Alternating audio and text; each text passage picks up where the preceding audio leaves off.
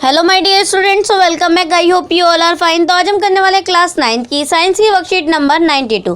Date क्या है बच्चों हमारी 17 फरवरी। विद्यार्थी के नाम में आपका नाम आएगा, कक्षा अध्यापक में आपकी टीचर का। तो आज हम करने वाले गुरुत्वाकर्षण पुनरावृत्ति, यानी कि पहले भी हम कर चुके हैं, इस वर्कशीट को हम रिपीट करेंगे बच्चों। चलिए करते हैं स्टार्ट। कोई भी वस्तु जो पृथ्वी की सतह से ऊपर की ओर फेंकी जाती है वह एक ऊंचाई तक जाकर पृथ्वी की ओर गिरने लगती है। जब कोई वस्तु केवल पृथ्वी के गुरुत्वाकर्षण के प्रभाव से गिरती है तो इस प्रकार के पतन को मुक्त पतन कहते हैं। मुक्त पतन के समय वस्तु की गति की दिशा तो समान रहती है, परंतु उसके वेग में लगातार वृद्धि होती है, जिससे त्वरण उत्पन्न होता है। मुक्त पतन के दौरान वस्तु द्वारा अनुभव किया गया त्वरण गुरुत्वाकर्षीय त्वरण कहलाता है। इसे जी द्वारा दर्शाया जाता है। जी का मात्रक m/s² है। ठीक है बच्चों, चलिए अब आ जाते हैं इधर पृथ्वी के गुरुत्वाकर्षीय त्वरण के लिए समीकरण। चलिए पहला पढ़ लेते हैं। माना कि एक वस्तु यानी कि पिंड और पृथ्वी के द्रव्यमान कक्षक m और m, यानी कि ये छोटा स्मॉल m और ये बड़ा m, ठीक है, और पृथ्वी द्वारा वस्तु पिंड पर लगाया गया गुरुत्वाकर्षण बल F। यदि पृथ्वी और उस वस्तु के बीच की दूरी d है तथा गुरुत्वाकर्षण के स्वतंत्र नियम से, तो ऐसे करके ये नियम है बच्चों। इसका नीचे लिखा आपका गतिविधि के दूसरे नियम से हम जानते हैं कि वस्तु पर लगाए बल परिमाण उसके द्रव्यमान यानी कि m तथा त्वरण यानी कि a के गुणनफल के बराबर होता है। मुक्त पतन के समय यानी कि त्वरण a बराबर g। ठीक है, फिर नीचे आ जाते हैं बच्चों समीकरण 1 और 2 से mg बराबर g।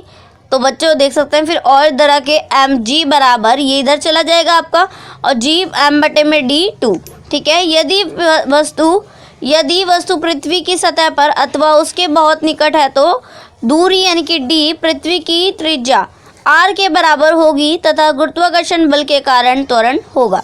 ठीक है बच्चों, चलिए इधर आ जाते हैं। पृथ्वी एक समान रूप से गोलाकार नहीं है, इसलिए इसकी त्रिज्या भी ध्रुवों से वितरित त्वरण की ओर जाती हुए बढ़ती है। इसके परिणाम स्वरूप g का मान ध्रुवों पर विस्तृत वृत्तों से अधिक हो जाता है। ठीक है बच्चों, चलिए आ जाते हैं इधर। आपको नीचे कुछ क्वेश्चन दिए हुए हैं, बेहद ही ईजी से बच्चों और इम्पोर्टेंट भी है। तो बच्चों क्वेश्चन नंबर फर्स्ट है आपका, मुक्त पतन को संक्षेप में समझाइए, उदाहरण दो। ठीक है, तो आप इसका उत्तर लिखेंगे। जब कोई पिंड या वस्तु पृथ्वी के गुरुत्वाकर्षण बल के कारण और उस पर किसी अन्य बल के बिना पृथ्वी की ओर गिरती है, इसे मुक्त पतन कहा जाता है।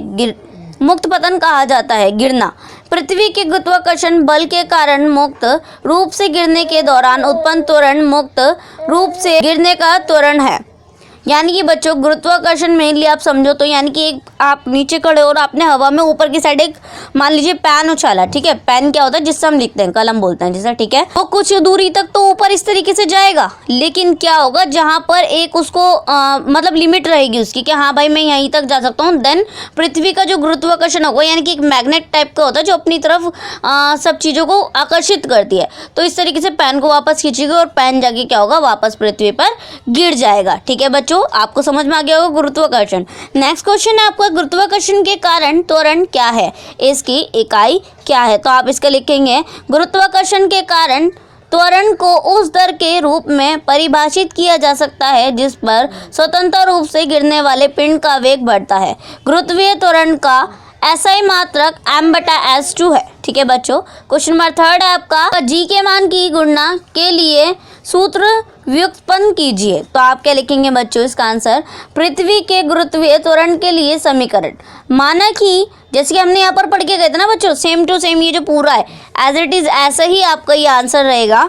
ठीक है, चलिए हम नेक्स्ट क्वेश्चन की तरफ बढ़ते हैं। क्वेश्चन नंबर 4 है आपका, भूमध्य रेखा की तुलना में ध्रुवों पर g का मान अधिक क्यों होता है। तो आप इसका उत्तर लिखेंगे, पृथ्वी एक पूर्ण गोला नहीं है। ठीक है, यानी कि हम बोलते हैं ना पृथ्वी गोल है, तो इसके अंदर क्या बताया जा रहा है आपको, पूर्ण तरीके से गोल नहीं है। ठीक है, फिर उसके बाद ये ध्रुवों पर चपटा होती है, तो यानी कि इस तरीके से होता है, ये इसके ऊपर ये और ये इसका ध्रुव होता है। ठीक है, ध्रुव होने के कारण ये क्या होती है, यहाँ से चपटी होती है, गोल नहीं होती है। ठीक है, तो इसका आप लिखेंगे और भूमध्य रेखा पर उभरा होता है। पृथ्वी के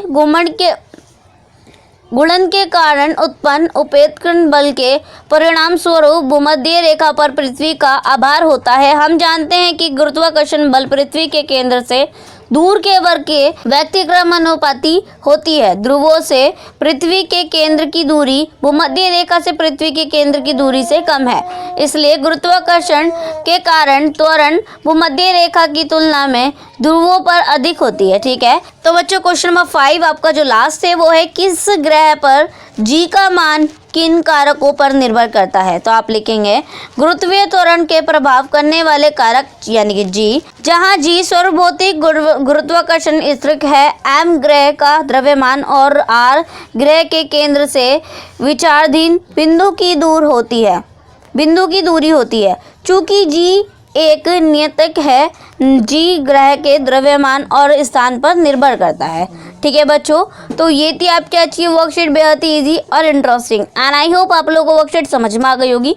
सो प्लीज़ चैनल को सब्सक्राइब करना मत भूलिएगा और बेल आइकन को भी प्रेस कीजिएगा। तो चलिए मिलते हैं नेक्स्ट वीडियो में, तब तक के लिए take care and good bye to all.